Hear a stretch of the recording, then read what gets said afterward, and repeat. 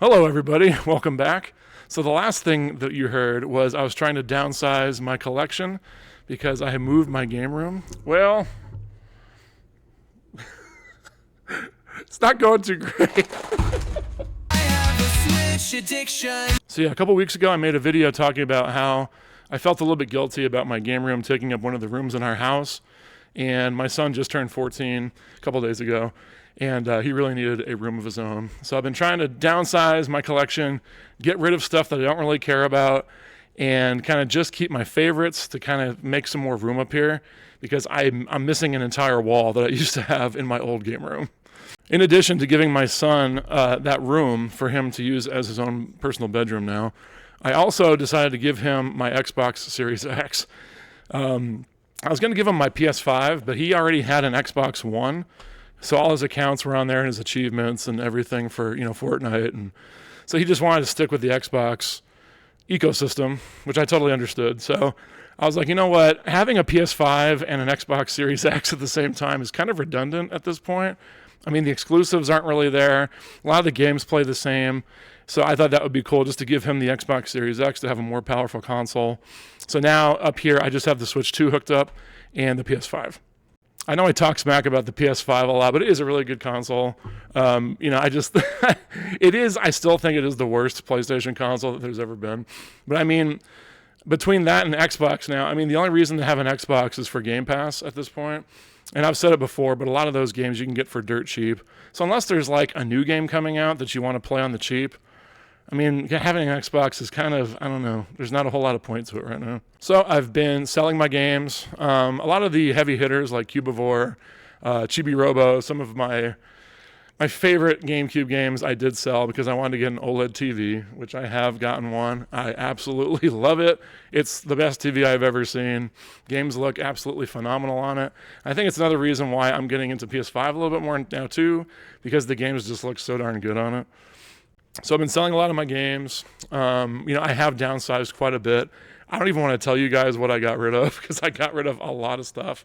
I have to. I'm missing an entire wall. So I just didn't have room. And you can't see it down here, but there's a bunch of junk still from my game room and around there that I still haven't found a home for. So it's still a process. I'm still needing to get rid of even more stuff. But I sold a lot of games to a local bookstore, the one where I got my Steam Deck. So my Steam Deck was free, which is cool. And they've had a bunch of Switch and PS5 games that I've wanted. So even though I have sold quite a bit of games, I've accumulated quite a bit as well. One of the reasons why I'm accumulating PS5 games now is because I wanted to get all of my favorite Series X, Xbox Series X games for PS5. That way I could give my Series X to my son and still be able to play some of my favorite games that I had for that console. So I thought today would be kind of fun to just have a nice relaxing video and see what I've been picking up. And just, talk about some of the new games that I've gotten and show you what some of my favorites were for the Series X that I sold and bought again for the PS5. Okay, so I'm going to start with the PS5 games. I've been buying a lot of these games fast and furious, so I haven't been able to play all these yet. So if I haven't played them before, I'm just going to skip over them real quick and just show you that I got them. But the ones that I have played, I'll give my thoughts on them real quick. So this right here is Resident Evil 8. I had this for Xbox, and I couldn't really get into it, which is weird because I love Resident Evil 7.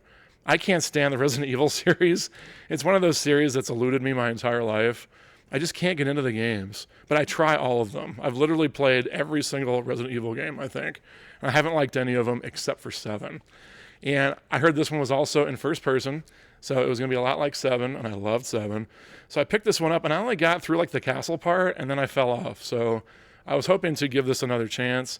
I would play it on Switch, but it's a cloud version, and ain't got no time for that. So I got that again. This one, Silent Hill 2, I've never played this game. Like, I've tried it before, but again, I couldn't get into it, and I've been waiting for the remake to go down in price. I found this one used, so I got it for like $36. Pretty good price, I thought.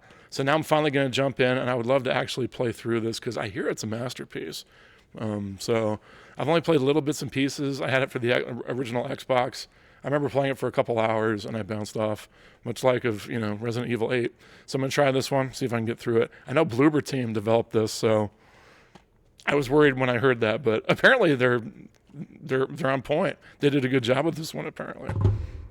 This one was another one I was not going to pick up, and I was going to wait for the Switch version because I heard it was coming to Switch 2, but I saw it for a good price, and I was like, all right, I'll try it. Assassin's Creed Shadows. I didn't really have much interest in playing this one. Sorry, I'm trying to avoid the glare. I didn't have much interest in playing this one just because I feel like these Assassin's Creed games they've just gotten so stale over the years. But I love the Japanese setting, and I love Ghost of Tsushima. So I'm curious what this game does to combat Tsushima, because I think that game's a masterpiece. So I'm curious to give my thoughts about this, but I haven't played it yet. Tales of Arise. I really like all the Tales games just because the combat's really fun. I have never really gotten into any of the stories in these games, but the combat is what keeps me coming back. And I had this for Xbox, didn't finish it, so I'm hoping to finish it on PS5 now. Dead Island 2. I love the first Dead Island. Oh, that's one of the games I keep hoping will come to Switch, and it has not, and I don't really know why. I think I got it for like $1.99 on the Steam Deck, so I'm playing it on there. I'd still love for it to come to Switch.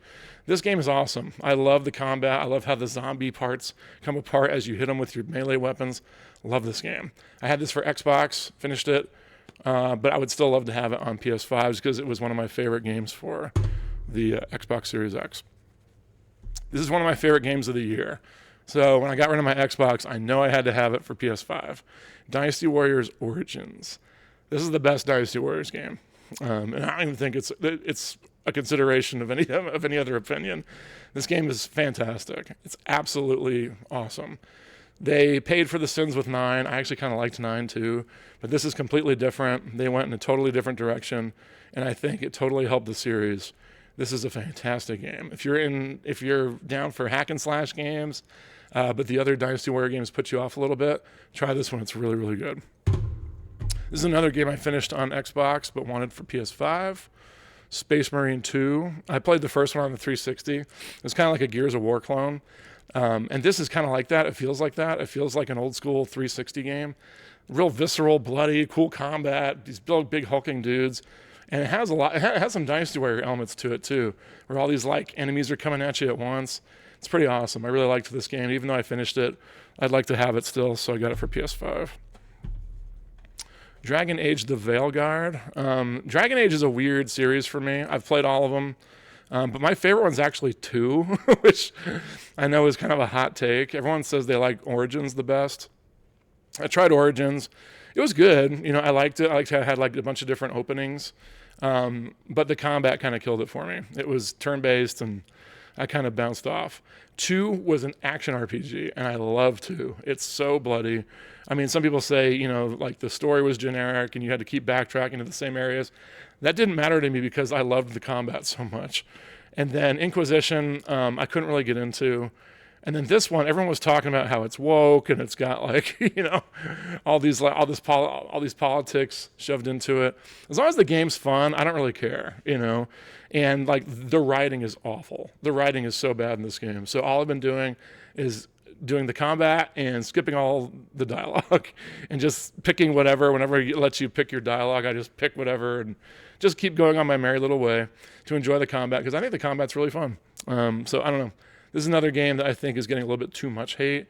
But again, you know, if you're going into Dragon Age for the story and the moral choices, I could see why people weren't into this. But if you just want a fun hack and slash game, I think it fits the bill. This is one of my favorite shooters from last year. I think it was last year. RoboCop. This game's great. By Nacon. It's a great first-person shooter. He moves real slow, just like RoboCop would, but it's super bloody. You can pick up stuff and throw it through glass and pick up the dudes and throw them into other dudes. I absolutely love this game. There is DLC for it now. I think like a new add-on for it. I haven't played that yet, but I'm looking forward to. This game is awesome. Love that one. Star Ocean: The Divine Force. I thought this game was great. This is one that nobody talks about. We've had some bad Star Ocean games, so I can kind of see why people kind of just write the series off at this point. But I think the combat's really cool, and there's really neat traversal around the world where you get to like kind of zoom around to different points. And I don't know, this is one that I thought was criminally overlooked. I like this one quite a bit. Nice action combat. Love it. This one I kind of bought on a whim. This is called The Precinct.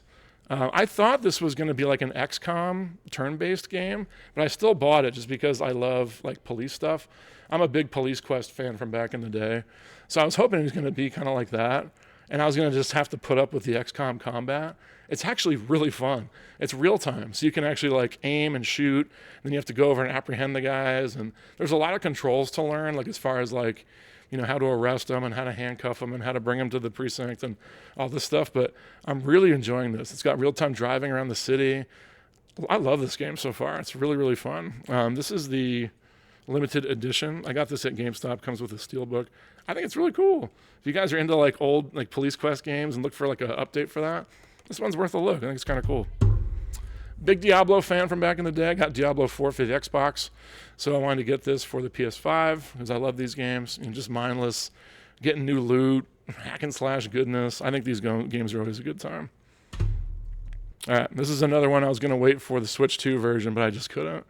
I played this game, Expedition 33, on Game Pass, and I loved it. It's really, really good. Yes, it's turn-based, but it's active, and it's engaging. So you can't just hit attack, attack, attack, attack, item, item, item, item, you know, like most turn-based RPGs. You have to time your parries and your dodges, and there's actually gameplay baked into the turn-based stuff, which I think is what saves this game for me. It's got a great story, too. The story sucked me in. You know, I'm not really a big story guy, but I can't wait to see what happens with the Paintress, and I think it's just such a cool premise. So you just take the cool premise, the great story, amazing music, by the way, and the really interesting combat, and you have a winner here. I can see why everyone's talking about this for Game of the Year. I could totally see it. I'm going to keep going with it, though. All right, Eden Zero. This is a JRPG, but it's a hack and slash. I guess it's an anime or something. I have no idea. But I looked up gameplay of it, and it looked totally up my alley. You know, I'm not an anime JRPG guy, but if it's got like fun hack and slash combat, I'm all in. And that's pretty much what this is. It's not like fantastic or anything, but I am having a good time with it because the combat's pretty fun. And then this one, I need to defend a little bit. I was going to make a video just about this game, but I feel like it's going to make too many people angry. But I got this game. This game, Mind's Eye, everybody has been talking smack about. It has like a 30 on Metacritic or something. I think IGN gave it a 3 out of 10. So I had some credit to GameStop, and I was like, you know what? It might just be fun. And I was even thinking about streaming it and just laughing at it because of how bad it was. So I put this game in, and I was playing it, and I wasn't laughing. I wasn't thinking that it was terrible, and I wasn't laughing at it. I was having a good time, like a legitimate good time. And I am very confused why everybody like has chosen this game to dogpile on. I really had a great time with this game. I played it all the way through until it was over. And I don't do that very often. I went all the way through. It reminds me of a third-person Xbox 360 game. I had a blast with this game. Does it have problems? Absolutely. Was it glitchy? Not really. So I don't know if they patched it and everyone that's complaining about it just played it pre-patch. I don't know. But this game is great. The problems I have with it is it needs a melee attack. And it needs some more dodge roll and, you know, some more defensive maneuvers. And then as far as the gameplay pacing goes, there's a lot of long paths to your next mission. So like you'll finish a mission, then you have like a 5-minute car ride to the next one or a big helicopter ride or something.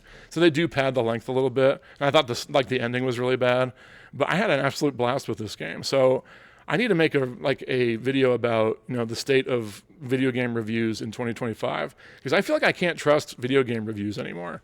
And with how the internet is, everybody just is like, oh, this reviewer hated this game, I'm going to hate it too. And they don't even try it. I really liked this game. I hope it comes to Switch 2. That'd be great. All right, so those are all the PS5 games I got. So my PS5 collection is bumping back up a little bit. These are the Switch games that I got. You know, I gotta get more Switch games. This one's called Horah and Friends. This is a shoot 'em up, and I think it's really fun. It's a little hard, but there's an easy mode, and it's got really cool upgrades, and I don't know, I think this game's really cool. It looks great. I love the look of it. And besides it being a little difficult, I think it's awesome. So if you guys like shmups, haven't checked this one out yet, it's worth a shot. Citizens Unite, I don't know what this is. I bought this, and it's sealed, so I don't know. We'll see. It says it's an RPG of some kind. I was like, eh. It was like $16. I was like, I'll try it. Snow Brothers Wonderland. This one, it's in the series of the old school Snow Brothers games. This one, you have like these big snowballs and you have to roll them around and hit enemies. It's kind of more akin to like a Bomberman game almost. But I absolutely love the look of this game. I love the colors. I love the art direction. The gameplay is like not perfect or anything, but it's a cool homage to these old Snow Brothers games. And I just think it looks really cool. So I want to pick that one up for Switch. Neon Blood. I kind of bought this one just because of its art style. I love pixel art, and this is like movable. It's like moving pixels, and it has like a really cool flow to how all the pixels move. I really like the way this game looks. So I was really disappointed when I actually started playing this game, and I'm just like in my apartment trying to figure out how to advance, and like it's a lot of just like figuring out what to click on. I'm not in love with this one, but it stinks because I just adore the way it looks. So I don't know if it gets better. If you guys have played this, let me know. All right, Gothic. This is the Gothic collection. I bought the first Gothic about a week ago digitally because it was on sale. They were like $30 digitally, both of them. It was like $30 for Gothic 1, $30 for Gothic 2. And finally, the first one was on sale for I think 17 or 18 bucks. So I jumped on it. And I don't know what I did. I looked it up or something, and it said like physical. I was like, oh no, there's a physical? I had no idea. I've never seen this. Never. So I heard it was like a Video Games Plus exclusive. So I went on to Video Games Plus, ordered it. It was like 60 bucks. I was like, well, it's 30 for each game. Makes sense. And then I found it on Amazon for like 40. So I canceled my Video Games Plus order and got it from Amazon. $39.99 for these two games that are 30 bucks on the eShop each. And they're old school computer open world RPGs. I love janky open world RPGs like Risen and like all those games. What's the other one? Elix. I like all those like weird open world RPGs. But these are great. They're both on the cart, and I think they're just awesome games. And this one I think is going to go up in price because you know me. I'm like all over the Switch, the physical Switch scene, and I've never seen this. I didn't even know there was a physical. So super happy to have that because I love the games too. This one I haven't tried, but I've heard it's getting harder to find, and I saw it pretty cheap. It's the Steven Universe Save the Light. I haven't played that one yet. Let me know if it's good. The Thing Remastered. This is a remaster of an old Xbox game. And I remember I played this game back when I was a kid, when I had the Xbox. Well, I was a younger adult. I played it on the Xbox, and I couldn't get into it. There's just not a whole lot of action. The action scenes are really few and far between. And a lot of the cool parts of the game come with like working with your allies and seeing if they're starting to go crazy and stuff like that. So I couldn't really appreciate it. I tried this game when I got it about a week ago. It's really good. It's really good. Like now that I'm older, I can appreciate the slower pace, and it's fantastic. I think this game is another hidden gem. If you see this physically, pick it up. This is another one of those games that came out digitally first, and then after a while it came out physically. Pick that one up if you can find it. BPM Bullets Per Minute. I didn't know this had a Switch physical either. I guess it's a limited run joint. Got it for like 20 bucks. This is a shooter where you have to shoot in time with the music. So cool. That totally, mixes two of my loves. I'm a musician, and I love games. So having that, put that together, it's just like peanut butter and jelly. This works so good together. I love that. It's so cool. This one was a GameStop exclusive, Chicken Police. Again, sealed. I haven't tried this one. Let me know if you guys have tried it. XCOM 2 collection. I'm not too into the XCOM fighting engine or anything, but it was so cheap. Even though it's turn-based, I think these games are pretty cool. And I still get in the mood for like a level here and there. So now I have all the 2K games, the Borderlands, the XCOM, and the BioShock collections. All right, I picked up this Patrick Star game. I'm not a SpongeBob guy at all, and I didn't like Bikini Bottom at all. But I heard this one is a platformer, and I got it for like 10 bucks, so I thought it'd be worth a shot. It's got the Mark of Death right here, the OG games. Usually every game of these guys is awful. We'll see if that is true here. Baldo, I only played this for like an hour. I remember this game had like a really rough launch, and I think after they patched it, it worked a lot better. But I haven't played too much of this one. Let me know what you guys think of this one, Baldo. It's like one of those games I heard about when it came out, and I never heard much about it again. So let me know your thoughts.